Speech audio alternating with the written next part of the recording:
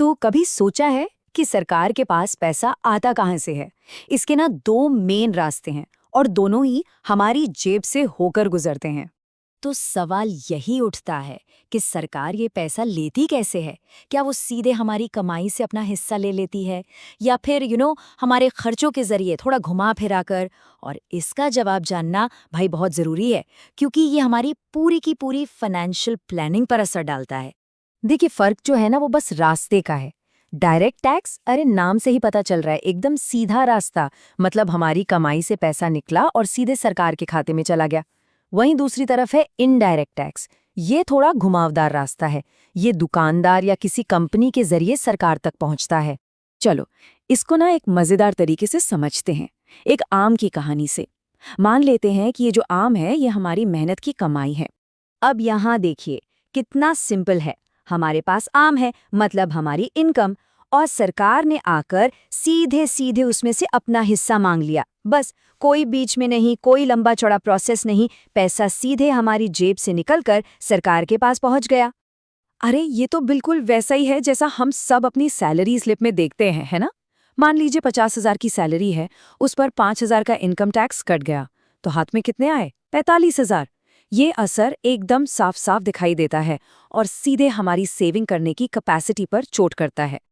और हाँ, एक मिनट, ये मत सोचना कि ये टैक्स सिर्फ सैलरी पर लगता है ना। अगर किसी ने प्रॉपर्टी बेचकर मोटा मुनाफा कमाया या फिर शेयर बाजार से पैसे बनाए, तो उस मुनाफे पर भी सरकार को सीधा सीधा हिस्सा देना ही पड़ता है। तो ये तो हो गया सीधा रास्ता। अब चलते हैं उस दूसरे घुमावदार रास्ते पर, जहां हमारा आम अब आम नहीं रहा, वो बन गया है जूस, मतलब एक ऐसा प्रोडक्ट जो बिकने के लिए तैयार है। अब यहाँ पे ना खेल थोड़ा सा बदल जाता है। जैसे ही हम जूस खरीदने जाते हैं, तो जूस की जो कीमत होती है ना, उसमें टैक्स पहले से ही शामिल होता है। तो पैसा तो हमारी ही जेब से गया, लेकिन यहाँ एक ट्विस्ट है। सरकार तक उसे पहुँचाने की जिम्मेदारी हमारी नहीं, बल्कि दुकानदार की है। हमने पैसा दिया दुकानदार को और दुकानदार ने उसमें से टैक्स का हिस्सा निकालकर सरकार को दे दिया। जरा इस नंबर पर एक नजर डालिए।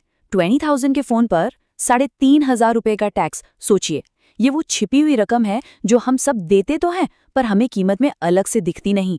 और यही पैसा है जो चुपके से हमारे महीने का बजट बिगाड़ देता है। और पता है, ये वही टैक्स हैं जिनसे हमारा पाला रोज पड़ता है। जब भी हम कोई सामान खरीदते हैं, किसी रेस्टोरेंट में खाना खाते हैं या फिर बाहर से कोई चीज मंगवाते हैं, हम ये टैक्स दे रहे होते हैं। और जीएसटी का तो क्या ही कहना, वो तो अब हमारी जिंदगी का एक हिस्सा ही बन गया है। ठीक है, तो अब जब दोनों रास्तों का नक्शा हमारे दिमाग में एकदम क्लियर हो गया है, तो चलिए इन टैक्स से जुड़ी कुछ आम गलतफहमियों को भी दूर कर ही लेते हैं। सबसे बड़ी गलतफहमी पता है क्या है? लोगों को लगता है कि इनडायरेक्ट टैक्स से हमारी जेब पर कोई खास असर नहीं पड़ता, लेकिन सच तो ये है कि यही वो टैक्स है जो हर चीज को महंगा बना देता है। जब हम कहते हैं ना कि अरे महंगाई कितनी बढ़ गई, तो अक्सर उसकी एक बड़ी वजह चीजों की कीमतों में छिपा हुआ यही टैक्स होता है। अच्छा, एक और बड़ी गलतफहमी ये कि डायरेक्ट टैक्स तो सिर्फ अमीर लोग देते हैं। नहीं, ऐसा बिल्कुल भी नहीं है। असल में सरकार ने इनकम के हिसाब से अलग अलग टैक्स स्लैब बना रखे हैं। सीधा सा हिसाब है, जिसकी कमाई जितनी ज्यादा, उसका टैक्स का परसेंटेज भी उतना ही ज्यादा। और हाँ, अगर कोई ये सोचता है कि अरे इन दोनों में फर्क जानकर करना क्या है, तो ये सबसे बड़ी गलती है। सच मानिए, इन दोनों का फर्क समझना ही एक अच्छी फाइनेंशियल स्ट्रैटेजी की पहली सीढ़ी है। एक टैक्स हमारी बचत पर सीधा असर डालता है, तो दूसरा हमारे खर्च पर। तो चलिए, अब आते हैं मुद्दे की बात पर। आखिर में इन दोनों टैक्स का हमारी जेब और हमारे बजट पर कुल मिलाकर असर होता क्या है? तो देखिए, फर्क एकदम साफ है।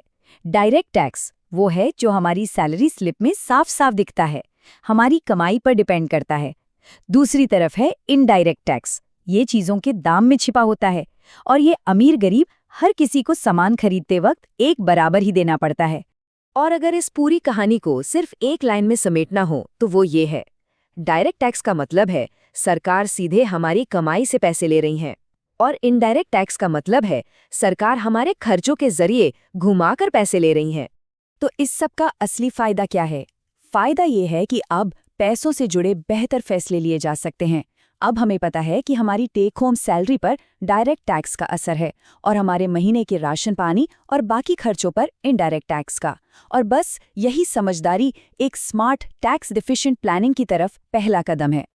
तो अब आखिर में एक सवाल, इस नई समझ के साथ अपनी ऐसी कौन सी एक फाइनेंशियल आदत है जिसके बारे में दोबारा सोचने की जरूरत है?